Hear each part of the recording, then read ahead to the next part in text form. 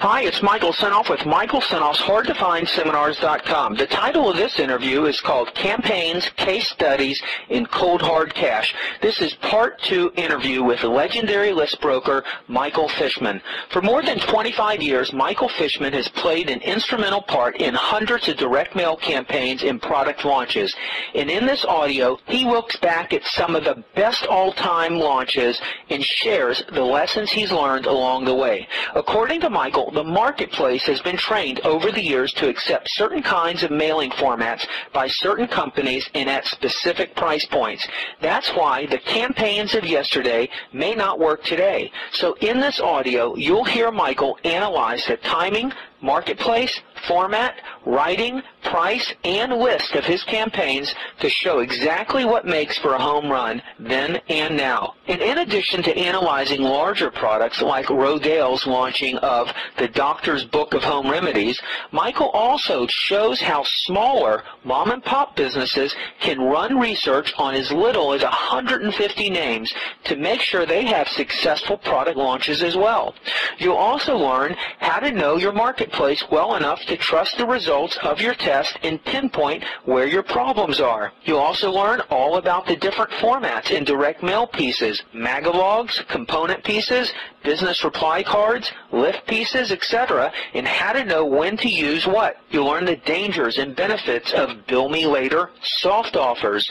You'll learn the difference between a product-driven approach and a market-driven approach and how to make sure you're not just falling in love with a product that your market won't care about. You'll learn how to find new lists and customers based on similarities in copywriting styles, voice, and headlines. You'll learn all about headlines, how to make sure you're not being too narrow or specific, the 3 C's to a perfect headline, credibility, community, and current events, and testing to know what works. You'll also learn why you'll want to segment your list when you run tests and launches, and ways to do that. According to Michael, if you validate your product before you bring it to market, you'll always be able to trust your research and your results, no matter how big or small your campaign is.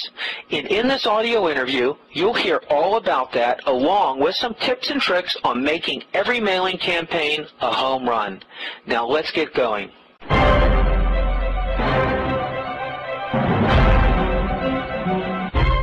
You've come to me with some good case studies from your career. Tell me how you came up with these case studies. Did you kind of just think back in your career, different stories that really just stuck out in your mind? How did you come up with these? And then we'll get into Well, I thought back, and now with about 25 years of results and case studies, hundreds of campaigns, hundreds of product launches, and I looked back for some of the highlights, some of which are the biggest campaigns and success stories I've been involved with, and a few of those are actually historic in nature on any area of direct marketing. And some were successful not in any historic way, but just really served really well to illustrate a particular point. Well, the first one is from the time of the Gulf War, which I guess is about 1990. And this is Rodale, best known for their flagship brand, Prevention Magazine. They're also well known right now for Men's Health Magazine. And Rodale, like many of the larger magazine companies, currently has and has had for a very long time a very robust ancillary product business,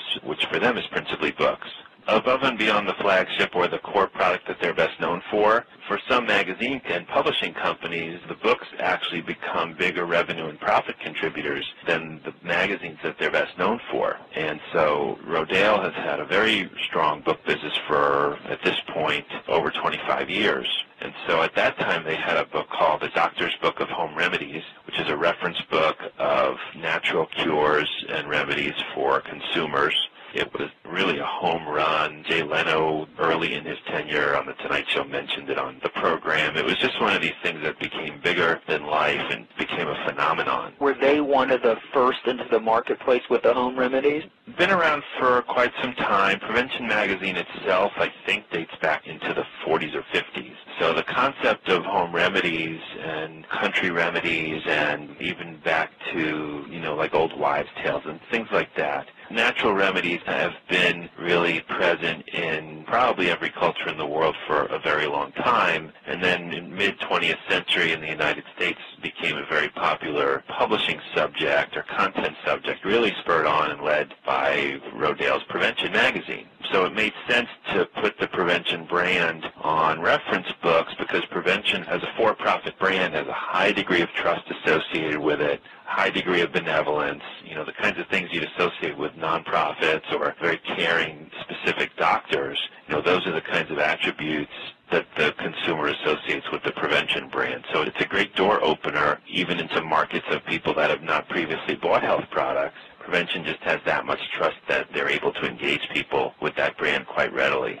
So the Doctor's Book of Home Remedies was, in many respects, their first huge direct mail hit, launched in the late 80s and then rolled out with, in some campaigns, as many as 25 million pieces of mail in one campaign. So when you say some campaigns, and we're talking one book here by Rodale, how do you determine what a campaign is? Is that per mailing or what? Good question. A campaign sounds like it could be plural mailings, but I'm saying a campaign is a mailing. In that case, it was something like 55 or 60 18-wheeler trucks filled with mail. It was really an amazing achievement, not only in the book business, in the publishing business, and really in all of direct marketing. Do you know who wrote the copy for the direct mail piece? The copy was written by Jim Punckery, who still is with us, an active writer today, and universally acknowledged as a member of what we call the A-list of direct response copywriters. So that was probably one of Jim's earlier efforts. He started, and he lived in the Lehigh Valley near Rodale, and I think started as a staff writer there, but certainly has gone on to a very long list of very big achievements, not only for Rodale, but for other direct response marketers as well. The interesting thing was that Rodale had the ability to hold that mailing back when the Gulf War broke out, but Pat Corpora, who was the president of Rodale Books at the time, made the decision to allow the mail to go out. The full launch? The full rollout of 24, 25 million names. It had already been tested. Had already been tested. That was probably 3 or 4 mailings in, the initial test. And that mailing in, I think, January of 90, if I'm not mistaken, surpassed forecast. It did extremely well and certainly stands as one of the most successful campaigns ever at Rodale and certainly ever at any publishing company. Hi, it's Michael Senoff with HardToFindSeminars.com. Thanks for watching this video. Many of my interviews last 30 minutes, 40 minutes, an hour, sometimes even up to 2.5 hours long. They're actual mini seminars, and you've just listened to a short sample of just one of over 117 hours of exciting, hard-hitting, mind-blowing interviews on how to make money in direct mail, advertising, copywriting. I assure you, there is not a resource anywhere on the internet or on the planet that comes close to the free information I provide at HardToFindSeminars.com. So go right now to HardToFindSeminars.com and you'll have free access to 117 hours of audio interviews with typed word-for-word downloadable transcripts and downloadable MP3 files. Please browse some more of the videos or go right directly to HardToFindSeminars.com. Thanks for watching.